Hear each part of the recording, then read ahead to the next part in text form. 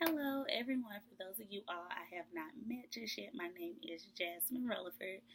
Please forgive my voice. I lost it a couple of days ago, but I am from Atlanta, Georgia, and I'm here in Atlanta, Georgia. And for my first year field placement, although that was last semester, my first year field placement, I spent as an intern at MAC, which stands for the Multi Agency Alliance for Children here in Atlanta. And what they did, they catered to foster children and just wanted to fulfill those gaps between service organizations. So they had a lot of services available for foster children. Primarily, I worked in their education department as an intake coordinator when I was in that position. And also, aside from that experience of my first year field placement, I also currently serve as a CASA, which I talk about all the time if you've had me in any other course. That is a court appointed special advocate for children that are in foster care. So I represent them within the court systems, conduct monthly visits to everyone that is within that case and just kind of have a major say so, or not a major say so, but a different perspective. I represent the children in those type of court cases, so I figure out what are their needs and what is in their best interest. Let's see.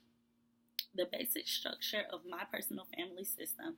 I come from a very blended family. Both of my parents remarried, and between the children that my biological mother and father had, I am the oldest.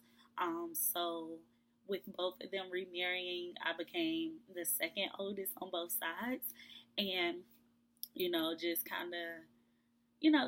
kind of finding the best fit for me was always an interesting challenge. But both sides of my family, we worked very well together. I always kind of had someone that was closer to my age. Of course, my older sisters on both dad and my stepmother's side, as well as my mother and my stepfather's side. I was very close with them, and it's always an interesting experience when you have a blended family.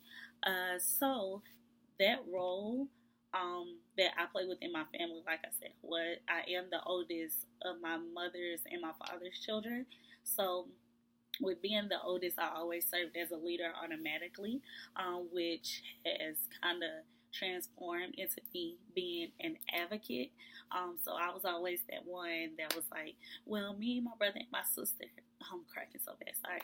Me, my brother, and my sister feel as if this should happen or this shouldn't happen or we shouldn't wash dishes for a whole week. So with that being said, it's kind of reflected in me becoming an advocate. As like I said, I speak on behalf of children now, of foster children. So I think that's played a very critical role in my decision to become an advocate. Just me being the oldest, being the leader, being the one that spoke up for what my sister and my brother wanted. um, let's see, any burning questions. So I would say that the only burning question I would have would just kind of be, like I said, I come from a background of really focusing on foster care and children that are in the system.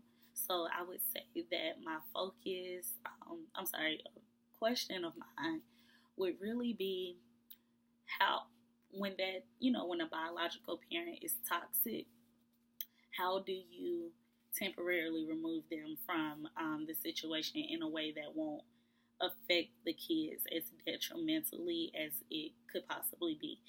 That's because I'm working in a case now as a CASA where the parents have just been consistently toxic, and it's making it difficult for the children to thrive in their current home. They've just been placed into a new home, so we have to, well, not we, but that family, that adoptive family is trying to establish structure and, kind of, just introduce the children to their new rules and, different things of that nature. But by returning to their foster parents by returning to their biological parents for visits, it's kind of disrupting the flow of things. So, and like I said, the parents are at this point toxic to the children. So just kind of how do I deal with that? And, I always know that it's, you always want the child to have a relationship with their parent, but what do you do when it's toxic? But that's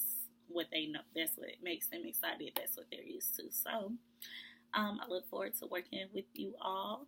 Hopefully, in future videos, you all will be a little bit better to understand because my voice is horrible right now. But I look forward to working with you all, and I wish everyone the best of this class.